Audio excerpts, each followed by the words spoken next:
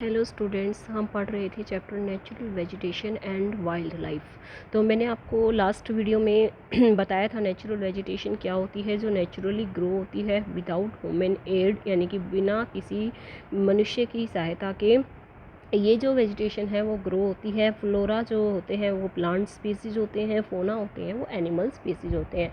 और फर्स्ट ही वीडियो में आपको बताया गया था कि प्लांट डाइवर्सिटी है वो 47,000 प्लांट स्पीसीज इंडिया में पाए जाते हैं और 90,000 है वो एनिमल स्पीसीज पाए जाते हैं। तो अब हम डिस्कस करेंगे कि which factor responsible for plant diversity and animal diversity. तो वो पहला फैक्टर है लैंड। आपको पता है कि लैंड है वो नेचुरल वेजिटेशन को डायरेक्टली और इनडायरेक्टली दोनों तरह से इफेक्ट करती है। देखिए, माउंटेनियस रीजन जो होते हैं, माउंटेन्स जहाँ पर होते हैं वहाँ पर अलग तरह की वेजिटेशन पाई जाती है। प्लेटूज़ में अलग तरह की वेजिटेशन पाई जाती है। प्लेन एरियाज़ होते हैं वहाँ पर अलग तरह की वेजिटेशन पाई जाती है। ड्राई एरिया में अलग तरह की वेजिटेशन और वेट रीजन्स होते हैं वहाँ पर अलग तरह की वेजिटेशन पाई जाती है। और आपको ये भी पता है कि जो फर्टाइल लैंड होती है वहाँ पर एग्रीकल्चर की जाती है। जो रफ टेरेन्स होते हैं वहाँ पर ग्रास लैंड या वुडलैंड्स है वो डेवलप की जाती है। और ज़्यादातर रफ टेरेन्स जो होते हैं वहाँ पर शेल्टर बनाया जाता है, घर बनाए जाते हैं, या फिर किसके लिए, वाइल्ड लाइफ है उनको शेल्टर देने का काम। भाई वो भी तो रहेंगे कहीं ना कहीं, वो हमारी इकोलॉजी को मेंटेन करने का काम करते हैं। तो वाइल्ड लाइफ के लिए भी शेल्टर है वो रफ टेरेन्स पे बनाया जाता है। तो आपको समझ आ गया होगा कि जो लैंड होती है वो नेचुरल वेजिटेशन को इफ़ेक्ट करती है। दूसरा है सोइल। सोइल हर जगह आपने पढ़ा भी है, शायद आप 10th क्लास में पढ़ेंगे कि सोइल है वो कई प्रकार की होती है। Alluvial soil, red and yellow soil, laterite soil. तो ये सारी सोइल्स हैं वो कलर में और केमिकल प्रॉपर्टीज़ में अलग अलग होती है। ब्लैक सोइल भी होती है जो काले रंग की होती है। तो सभी जगह पर अलग अलग प्रकार की सोइल पाई जाती है। सैंडी सोइल होती है वो डेजर्ट और स्पोर्ट्स डेजर्ट में कैक्टस को सपोर्ट करती है। इसी तरह से जो अलग अलग तरह की जहाँ पर जिस तरह की सॉइल पाई जाती है वहाँ पर उसी तरह की वेजिटेशन ग्रो करती है। फिर जो फैक्टर है वो इफ़ेक्ट करता है क्लाइमेट। जैसे टेम्परेचर भी हर जगह पर अलग अलग टेम्परेचर होता है। कोई ज़्यादा ठंडे एरियाज़ होते हैं वहाँ पर अलग तरह की वेजिटेशन होती है। कोई बहुत गर्म एरियाज़ होते हैं वहाँ पर बहुत ही अलग तरह की होती है। हिमालय और हिली एरिया के अंदर क्या होता है कि जो आपने देखा होगा, नारियल के पेड़ आपने देखे होंगे बहुत ही ज़्यादा हाइट वाले होते हैं। खजूर के पेड़ आपने देखे होंगे। तो ये सब हैं, ये ऐसे हिली और माउंटेनियस रीजन में ग्रो किए जाते हैं। तो सनलाइट है वो भी वेजिटेशन को इफ़ेक्ट करती है। मतलब आपको पता है लैटीट्यूड, एल्टीट्यूड, ये सारी चीज़ें, यानी कि जो सूर्य की किरणें होती हैं वो सीधी पड़ती हैं कहीं, तो किसी स्टेट में तिरछी पड़ती हैं। तो इसकी वजह से भी ट्रीज़ हैं वो उनकी ग्रोथ पर इफ़ेक्ट पड़ता है।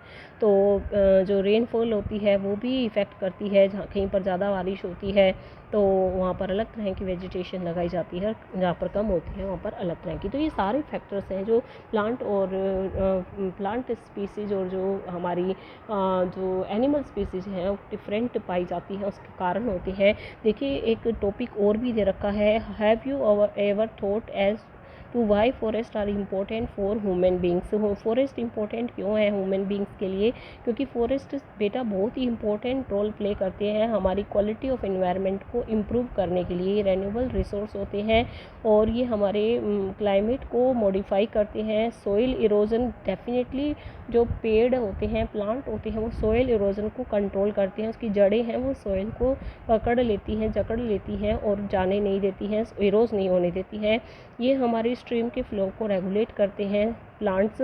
और वैरायटी ऑफ इंडस्ट्रीज़ हैं, जैसे कि कोई फर्नीचर इंडस्ट्री है, वहाँ पर जो लकड़ी है वो फॉरेस्ट से ही मिलती है। ये लाइवलीहुड भी प्रोवाइड करते हैं काफ़ी कम्युनिटीज़ को। आपने देखा होगा कि मोस्ट ऑफ द कम्युनिटीज़ हैं वो अपने फूड के लिए इन फॉरेस्ट पर डिपेंड करती है और इन फॉरेस्ट से मिलने वाली चीज़ों को बेचकर भी अपनी लाइवलीहुड चलाती है।